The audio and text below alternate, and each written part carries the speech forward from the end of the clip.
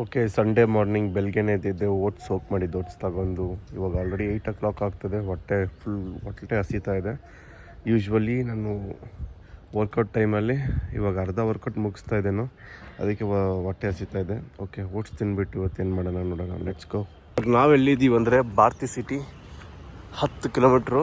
ನಾನು ಮನೆಗೆ ಇಲ್ಲಿಂದ ಮನೆಗೆ ರೀಚ್ ಆದರೆ 10 ಕಿಲೋಮೀಟ್ರ್ ಆಗ್ತದೆ. One side 5 kilometres. ಮ್ಯಾಟ್ರ್ ಏನಂದರೆ ನೋಡಿ, ಇವಾಗ ನಾನು ಓಟ್ಸ್ ತಿಂದೆ.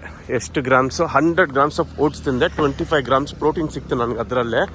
ಪ್ಲಸ್ಸು 392 grams ಆಫ್ ಕ್ಯಾಲರೀಸ್ ಇದೆ. ಇವಾಗ ನಾನು 10 ಕಿಲೋಮೀಟ್ರ್ ವಾಕ್ ಕಂಪ್ಲೀಟ್ ಮಾಡಿದ್ರೆ ಅರೌಂಡ್ 400 to 600 ಕ್ಯಾಲರೀಸ್ನ ಬರ್ನ್ ಮಾಡಿರ್ತೀನಿ.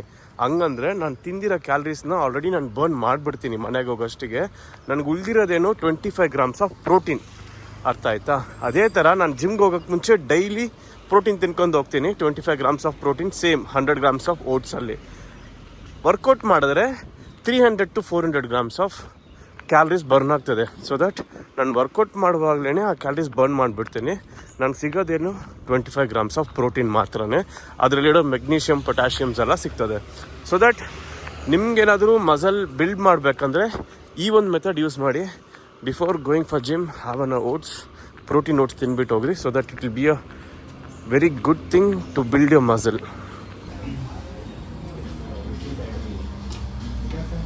ಕಟಿಂಗ್ ಮಾಡ್ಕೊಂಡಿವಿ. ಇವಾಗ ನಾವೆಲ್ಲಿದ್ದೀವಿ ಅಂದರೆ ಭಾರತಿ ಸಿಟಿಯಿಂದ ಹೊರಡಬೇಕು. ಓಕೆ, ಹೋಗ್ಬಿಟ್ಟು ಬ್ರೇಕ್ಫಾಸ್ಟ್ ಮಾಡೋಣ. ಹೊಟ್ಟೆ ಹಸಿತಾ ಇದೆ. Let's go and rock the day. Sunday ಏನು ಮಾಡೋದಂತ ಪ್ಲಾನೇ ಇಲ್ಲ. Let's go. ಚೇಂಜ್ ಇಸ್ಕೊಂತ 50 ರೂಪಾಯಿ ಚೇಂಜ್ ಇಸ್ಕೊಂಡ್ಬಂದೆ. ಅನ್ನೋದು ಫೋನ್ಪೇ ಮಾಡೋದು ಮಾಡಿದ್ದೆ. ಸೂಪ್ ಅಂತ ಹಾಕ್ಬಿಡ್ತು. ಡೈರೆಕ್ಟ್ ಕೋಟೆ ಕಾಫಿನ ಮಾಡಿದೆ. ಅನ್ನೋದು ಶಾಕ್ ಆಗ್ಬಿಟ್ರಿ, ನಾವು ಎಷ್ಟು ಬೇಗ ಆಗೋಯ್ತು ಅಂತ. ಇವಾಗ ನಾವು ಯೂಶ್ವಲಿ ವಾಕಿಂಗಲ್ಲೇ ಮನೆಗೆ ಹೋಗ್ತಾಯಿದ್ವಿ. ಕಟಿಂಗ್ ಮಾಡಿದ್ರಿಂದ ಇವಾಗ ಬಸ್ಸಲ್ಲಿ ಹೋಗ್ತಾಯಿದ್ವಿ. ಆಲ್ರೆಡಿ 10 o'clock ಆಯಿತು. ಹೋಗ್ಬಿಟ್ಟು ಬ್ರೇಕ್ಫಾಸ್ಟ್ ಮಾಡಬೇಕು.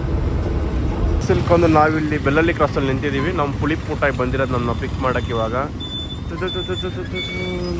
ಓಕೆ, ಇವಾಗ ನಾವೆಲ್ಲ ಹೋಗ್ತಾ ಇದ್ದೀವಿ ಅಂದರೆ ಮನೆಗೆ ಹೋಗ್ಬಿಟ್ಟು ಬೇಗನೆ ಬ್ರೇಕ್ಫಾಸ್ಟ್ ಮಾಡಬೇಕು. ಹೊಟ್ಟೆ ಫುಲ್ಲಾಗಿ ಹಸಿತಾ ಇದೆ. ನೆಕ್ಸ್ಟ್ ಲೆವೆಲಾಗಿ ಹೊಟ್ಟೆ ಚುರುಮುರು ಚುರುಮುರು ಚುರು ಚುರು ಚುರು ಚುರು ಚುರು ಚೂರು ಅಂತದೆ.